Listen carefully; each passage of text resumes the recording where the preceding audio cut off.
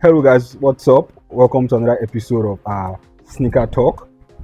As you guys can notice, this episode was sponsored by Shoelab. You guys know I've been working with Shoelab for the longest. They have an amazing shoe and sneaker care brand, services, products, kits. As you guys can see, shoe laundry too. You have the shoe cleaning kit here. We have wipes, we have shoe tree, water and stain repellent. So they have amazing sneaker care services, products, and all of that. So if you love your shoes and you want to take care of your shoes properly, check out Shoelab. But that is that about that. Let's move to the topic of today. From the last video we made, or from the last episode we spoke about Trump's tariffs on sneakers and what it means for the culture, for resellers, for buyers and collectors, all of that, me, you, everybody. And then of recent, there's been a trend on TikTok where manufacturers in China come and say the same things you get from big brands like LV, Louis Vuitton, and the rest of that. They have the same thing, same quality, for cheaper prices. And their major focus was on luxury goods. Luxury brands, LVs and the rest of them. But then they also spoke about sneakers, and that is where we come in, because that is what concerns us. So a lot of people sent me those videos and they're like, what do I think? These Chinese manufacturers are saying what we buy from Nike is the same thing that they are selling. Same material, same quality, and same everything. It's just cheaper. So instead of going to buy from Nike, just buy from them. So what do you think? Because I know what I think. I have my own opinion. But what do you think? Do you think these products that they're advertising in China by the Chinese manufacturers is the same thing as what Nike is selling? Have it in mind that we all know that Nike's warehouses and factories are in China. So do you think it's the same? The products are the same. The quality is the same, or do you think there's a difference? Okay. For everyone listening, let's just start with basic question. Let's say you've been in the business for long. And then right after COVID, or when COVID, everything shut down, right? And then let's say 2021, Nike comes to your factory and say, hey, we appreciate what you're doing and we want to sign a deal with you. Fast forward to 2025 and this happened. Between me and you, let's use our common sense. Will you be in your right knowledge, your right mind to say, hey, I've signed an exclusive deal with Nike and this is what I'm doing for Nike. I can sell it for you. Let's answer that first. Going against your NDA. With your common knowledge, just common sense, your common sense. Now, if your answer says you do that, then we don't need to go for that. But if your answer says no, then that means we already answered the question. True. Between me and you, we're paying the brand name. We're not paying for the products. Recently, we have seen Nike bring out a lot of bad products and people are saying it's really bad. We've seen some leather products that are really bad. But we're paying Nike. We're not paying for the quality products. If you're talking about leather products. But regardless, even as much as we are paying Nike for the name, we should also get quality products. Yes, we should. But you and I know a lot of people consider buying SBs more than your normal dunk. SB has quality. The premium. So when you're looking for dunks that have quality, it's SB Nike dunk 100%. So I believe most people don't care about the product sometimes. They don't care about the material. It's just the brand. They just care about the brand. Hey, I have a Nike shoe. I have a Louis Vuitton shoe. They just want to show off the name. Not the products or the material. Because between me and you have had one of the items, you have got a lot of things from Nike that you know that are trash. But it's still Nike. More from Adidas as trash, but then exactly. Nike. So but more from Adidas as trash. We can say that. And Adidas also has some products that are actually very good. Some materials that are actually very good. We are not talking about Sambas. I'm joking, guys. I'm joking. But we know they're actually good. So I believe people are paying for the brand names. As I've said, if we come to Nigeria, we have one of the finest leather in this country, especially in the north. So, and I also believe a lot of luxury names do come here, because a trend was on last year when people came out and said, oh, your Louis Vuitton come to Kano to buy their leather products. So I understand. And also people need to know they finish these products in the States. They are not going to give you that exclusive. They finish the products in the States. China, the Asian market is just manufacturing the material, stitching everything together. But the States finish the product. They finish the finishing touch there. So everything. I don't think in your right 6 you come out and say, hey, I'm working for Louis Vuitton. This is what I'm doing for them, and I can do it for you. Okay, but what these Chinese manufacturers are saying is they're not saying they are the ones working for Nike. Yeah. But they're saying Nike makes their shit in China. Yeah. And they are in China. This is the manufacturers. Yeah. So they're telling that wherever Nike goes to make their products, they are making exactly the same thing. Products. Yes. It's a replica. You are cloning. Yeah. So if you want to buy the real shoe, buy the real shoe. Don't buy clone. Why would you buy clone products? But most of them are saying it's exactly the same thing. It's because not. You know, they say the material is the same. They say the colorway is the same. They say everything is the same. I know what it is. Okay. I have my own thoughts. Yeah. But that's coming from a point of experience over time. Okay. I know this thing. What I'm saying is, if we go to Kano right now or the North, and then we get a factory and replicates a Nike product, it looks exactly the same. Would you say it's Nike? Now I get your point. So what you are basically saying is the material alone is not what makes the shoe. No. It's beyond just the material. It's beyond that. So claiming you have the same material still does not qualify you to say you have the same shoe. Yes. So one of the most knowledgeable person that I know that owns a store, Talking Foot, he says when you're buying Loro Piana. Shout out Talking Foot, by the way. He's smiling. He says when you buy Loro Piana is silence luxury. Yeah. So people buy Loro Piana just to show that luxury. For those people that know, if you know, you know. If you know, you know. That's what I'm saying. You can't compare Nike to Loro Piana. It's different. We are paying for the brand name. But at the same time, we're also paying for the products. We're paying for the material. You can buy a Loro Piana sneakers for like $1,000. Yeah. Then a Nike shoe for $250 or $150. You take both of them and then you see the quality there. It's right there. So I don't believe what they're advertising is right. If what they're advertising say, oh, it's the same thing, it's cloning. Why would you buy clone products? Because it's cheaper. It's fake. Let's not just say clone. It's fake. It's fake, yeah. So we can say, oh, cloning, black markets, replicas. It's the same thing as fake. We're just using different times, different words. So fake is fake. And to me, 100%, I don't believe they can make the same quality as Nike. Even though recently Nike is trash. Yeah. I don't believe they can make the same quality as Nike. Can't. I agree. And earlier on I said I have my own thoughts, and I know what it is, and this is what I'm going to say.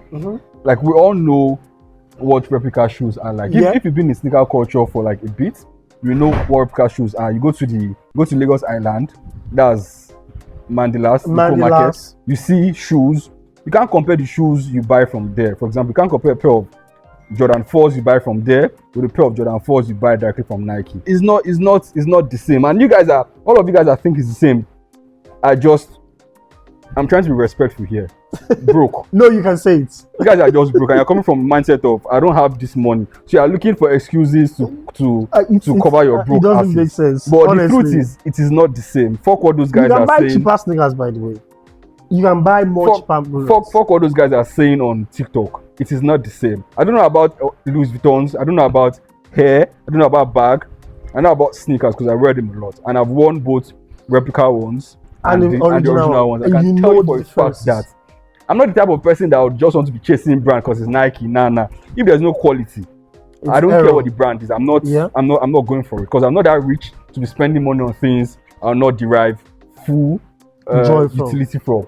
So it's basically not the same. It's not the same. And you might not really know until you own a pair. Yeah. From seeing pictures online or from like these replica guys are so good that there are some shoes that we have to give it to the Chinese. They have great craftsmanship. There's time I heard Nike bought some pairs of fake shoes and they passed their own authentication test. That's like, how good they are. Yeah. I mean, this industry is worth billions. They have to do it over and over again. Every single day, they are getting better. And you can't know the differences. So from seeing it on pictures, sometimes, like what Larry will say, if you walk fast enough, they might not even be able to tell the shoes are fake. They might not be able to tell the shoes are fake. You won't know. So you wear it a couple times, you wash it, and that's how I used to know The difference. That's another way to test. Fake. Yeah. Let me wear it. Let me wash it. Yeah. It's very, very difficult for a shoe to be the same after you've washed it. Yeah. If it is fake. And also, sorry to cut it short. This is what people need to know. The chemical that I use in this. Is made specifically for original shoes. So if you use these chemicals, if you use these cleaning kits for a fake shoes, it's going to feel like it damaged your shoes. Now you're sounding like there's some sneaker cleaners that are made for fake shoes. I'm saying some cleaning kits are made for original shoes. They're made for really, really premium materials. If the material is not premium, you get it fucked up. Because a lot of fakes are these days, they just paint the swoosh, they just paint the 3 stripes. So when you use a soft brush to wipe, it's going to peel off. But if you're cleaning the original product, the original Nike or Adidas or New Balance or Converse, nothing like that is going to happen. And then use the right. And then talking about sneaker maintenance, I'm sorry to digress here because you made mention of it.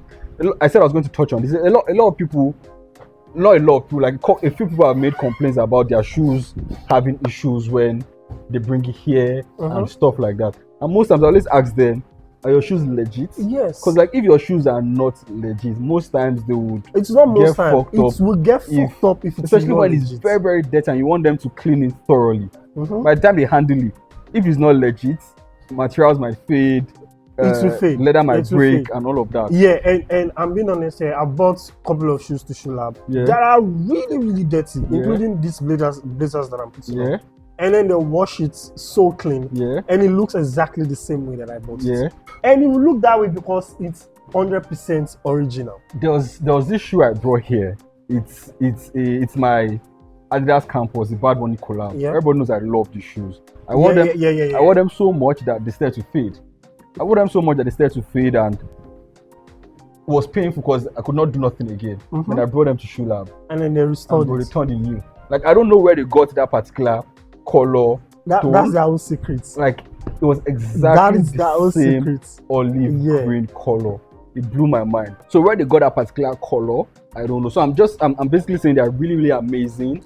And awesome with this whole sneaker cleaning, restoration, reviving thing. That aside, so about the whole Chinese manufacturers, it is not the same. People should stop saying it's the same. Understand if you don't have enough money to afford the original one at the moment. There was a time in my life where I didn't have enough. Even right now, there are many shoes I want. There are many shoes that I've not been able to buy the brick force. Yeah, but that doesn't mean I'm not going to buy no fucking fake brick force because now I'm not going to do that. It doesn't make any single sense. So like, it's understandable if you don't have the money to buy the original ones. Chill till you have enough money. Don't let these Chinese and Asian guys convince you guys into thinking it is not the same. And it's even more easier for we Nigerians because we are not paying anything like import fees or high export fees. And a lot of people go to China to get the real one.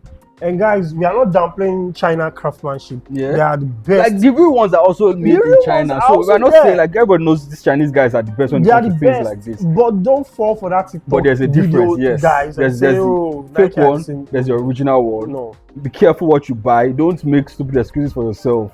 Wait when you have the money. I always tell people I'd rather have one original shoe than 5 fake shoes or 10 fake shoes. No. That's just me. In as much as I like to flex, I'd prefer one original shoe to like 5 or 10 fake shoes, and it's like that. So for all of you that sent me videos about the TikTok guys and the Chinese guys on TikTok, nah. You know what it is. You know what has always been. I've been telling you guys these things for years. Don't go and listen to someone you don't know. Buy from authorized dealers. So that you know. Basically. And then moving to our second conversation for today, which is probably my most interesting conversation. Because I had a conversation with Larry and Bad Blood earlier on, and it kind of shed more light on this topic.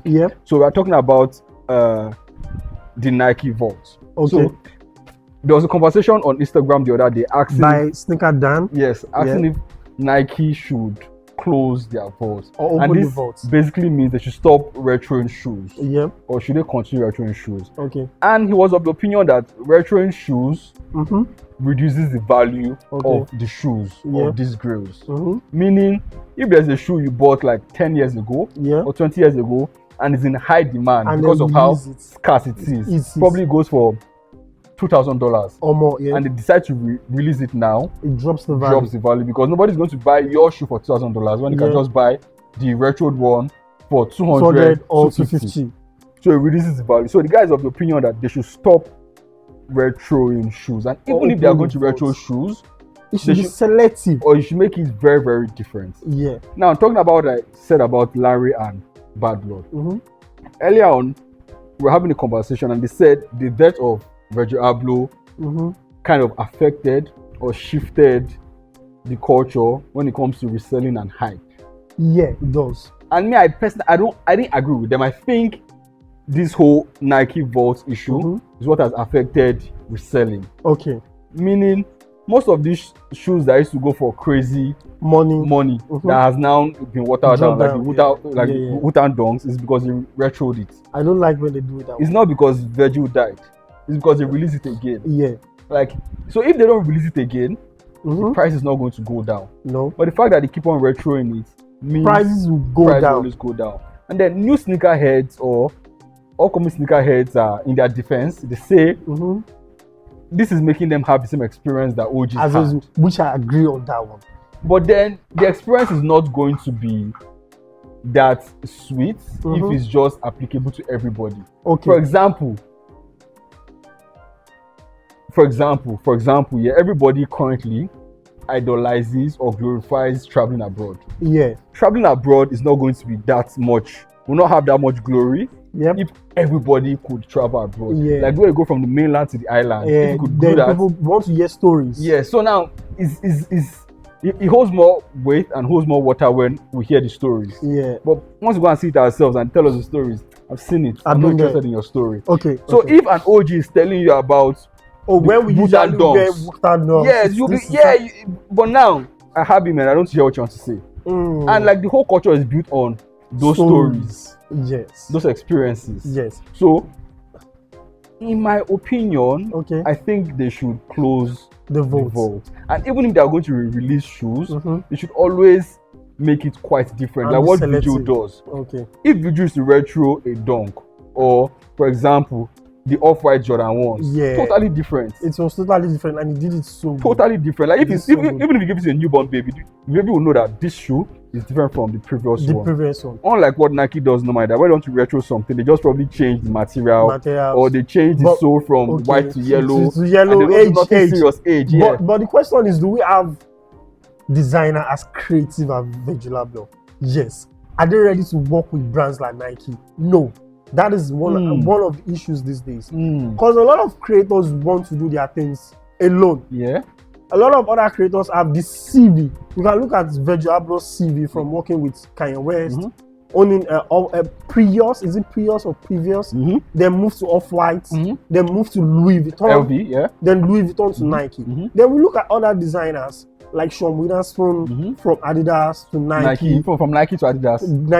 Yeah. Then we look at other people. What I'm trying to say is a lot of people a lot of creators want to do their things alone. Yeah. So they want to have this thing. Yeah. And then they want to have full creative control. Yeah, they want to sign a deal with people that give them this full creative control. And Nike doesn't do that. Let's look at Skepta, for example. He worked with Nike before. And then when he released the Puma screen, he said this is the first time that he feel like he owns his controls and everything. Yeah. So that is what I'm saying. Then if you look at Puma, what does Puma have for you to retro? Maybe the Puma Suede XL. We can see Davido did something with Puma CA-Pro. Yeah. We have to Google CA-Pro. We didn't even know because we don't know that silhouette. Yeah. That is what I'm saying. If you're working with Adidas, you can do something with Stan Smith. You can do something with Samba, Adidas, Gazelle. Yeah, the rest of them. Yeah. You understand what I'm saying? But if you're working with Nike, you have options of Air Jordan 1 to like from 30. the Dunks to the Air Maxes to the Blazers. You understand? There are varieties you can work with when it comes to Nike. When it comes to Adidas, not much varieties. When it comes to Puma, not much. When it comes to New Balance, not much. But we have designers like Salahi that is doing something with New Balance. So good, and a lot of people really love that. And even make Crocs from your regular Crocs to be a hype shoe. I've never seen people pay $1,000 for Crocs, for pure rubber Crocs. Yeah. It's crazy. So that is what I'm saying. the design and the creativity levels are different from each other. So I don't think anyone in that level of creativity is close to Virgil, in my own opinion. All right. So with that being said, maybe Kanye West, but it's currently running mad. So yeah. No, I think Kanye West is one of that, but we're not going to talk about Kanye West right now. So I think opening the votes, I agree with it and I disagree. The reason why I agree with it is, if you want to open the votes, for we to understand, because people need to understand, Nigeria sneaker community game just started. Not even up to 10 years. Yeah. If we are being honest, not even up to 10 years. Not even up to 5. It's not even up to 5. Yeah. And if you're talking about creators, about shoes, we are not up to 10 on the social media space right now. Yeah. So it's still very, very new. But we know the stories, we know the pictures, we know the silhouettes that we want, but we can't get them. We only hear the stories online. We only read the stories online. So I believe if that one is released, a general release, a GR for worldwide, we can feel that shoe. All right. The reason why I disagree with it is, let's just be listening to those stories. Yeah. The Wu-Tang dunk, I disagree with that being released. Yeah. It's such an iconic shoe, and I believe it should have stayed in the vote. A lot of people were so mad at that shoe. And a lot of people really want that shoe. They got 2. Bad Boy got 1, I think. Yeah, he got 1. And he was really happy with it. Yeah. And the thing is, if you want to open the votes, be selective. Some should be in that vote. We don't need them. We can hear the stories. We can just imagine. We can use our imaginations. As being a kid that we always use our imagination to play around, let's use our imaginations to say, okay, this is how it looks. But some we also need to feel some. Just for people to see that, okay, this is what it feels like. But we can't get that same creativity as Virgil changing something. Like what he did with the Nike Off-White 10, it was so good, and people really love that shoe up to right now. It's one of my dream shoe, and I'm definitely getting one just to see the level. The stories, the way he made that shoe was like, I wasn't even sure if it was retro or a new shoe or what he changed there. Yeah. The few shoes, the shoe felt entirely different. Because I don't know if it was a retro shoe, it was something new. The creativity level was so high. Yeah. So I really understand that. So that is just for me. I felt some should just be in that boots. We don't need them. And some should be outside for people to actually feel it. Because now the sneaker game is there. What do you love about the sneaker game? What is your first core memory of it? Oh, it was Off-White. It was so. Okay, where can I get it? Oh, it's not on sale. If you want to buy it, you have to, I don't care, like $10,000 right now. People are like, no. So I don't believe your stories. Oh, what is your first memory? Oh, it's a Air Force One. We used to wear Air Force One with this big socks and everything. Oh, okay, let me feel that way. Let me feel the vibe. Let me go back in time to see what you feel like. Felt, yes, okay, go to the Nike store. Oh, I want this off and I want this socks. Nike Air Force, the socks. Then you dress up. Oh, is this how you used to dress? Yes, this is the same way. Now you take the kid back to that memory. So it's still, that is one thing that I really love when people say, oh, that's one advantage. Yeah, that's the advantage. Like you're taking people back to that memory of, this is how we used to dress back in the days. But then don't you think constant retroing is killing the creativity of our generation? Meaning, all these shoes that we're retroing now, they came from the past generation. Yes. They didn't have to retro nothing. So why can't we create something? So why can't you create something? That is what I'm saying. We don't have the creativity genius. And the genius that we have don't want to work with some certain brands that are accessible to people all over the world. Nike is accessible to almost everybody in the world. Same with Adidas. New Balance, I'm not sure. We don't have New Balance in Nigeria. We only have Nike, we only have Adidas. We only have Puma. Then when we're talking about Puma, how many silhouettes comes out of Puma? We only know Suede.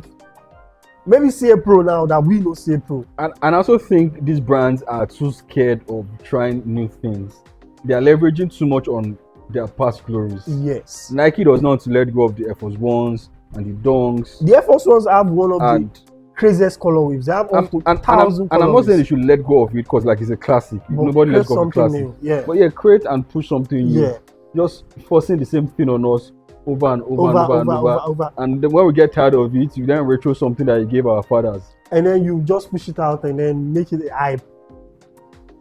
But so yeah, it's something that people discuss about. In my own opinion, in as much as I like the whole nostalgia that you get from buying a retro shoe, pairs, I think it's killing the creativity of creators now in the sneaker space. The game that and for that reason alone, I think they should really calm down on retros. Yeah, I think also Jeff Staple that did the SB Dunk Pigeon Dunk, that sold out, that was shut down back then.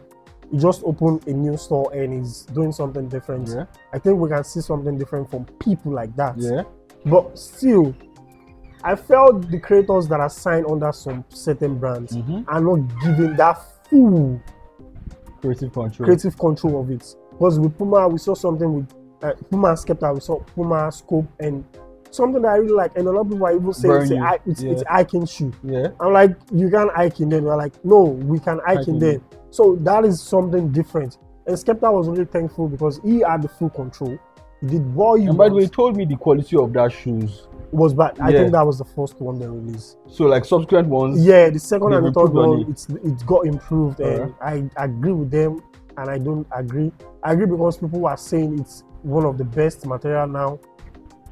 In conclusion to this topic, should they close the vault or should they keep retro in shoes? If they want, they should open the vault to some selective shoes. Not all the full vaults. Because I think people are now demanding for the full votes. Please don't. So out of all the shoes they've retroed, which one do you think they shouldn't have retroed? The Nike Wu-Tang Dunk. Dunk, yes. Which other one? I think that is the only one. And then which one do you think they should retro that they've not retroed? Is there any shoe you think they should retro but they've not retroed? I'm not trying to... If I offend anybody, I apologize. I think they should retro one of the Off-White Nike 10. One. From Virgil? Yes. Is it old enough? Is it old enough to be retroed? Is what times? What do we say retroed? Is it 5 years? Is it a decade? Now that's the thing, we don't know. We don't know how long a shoe should stay for before it can be retroed. Yeah, and I also think they can retro the Nike Blazers, the ones that released back in '98 or. I think the Blazers. The Blazers can be retroed back. And more retros, more collabs. More collabs for the Blazers, because Blazers are like eye needs, people don't know. So it's one of those shoes that I really like. So I think the Blazers. And you even have one. Yeah, I even have one. But if the Off-White is going to be retroed, I'm down for that. All right.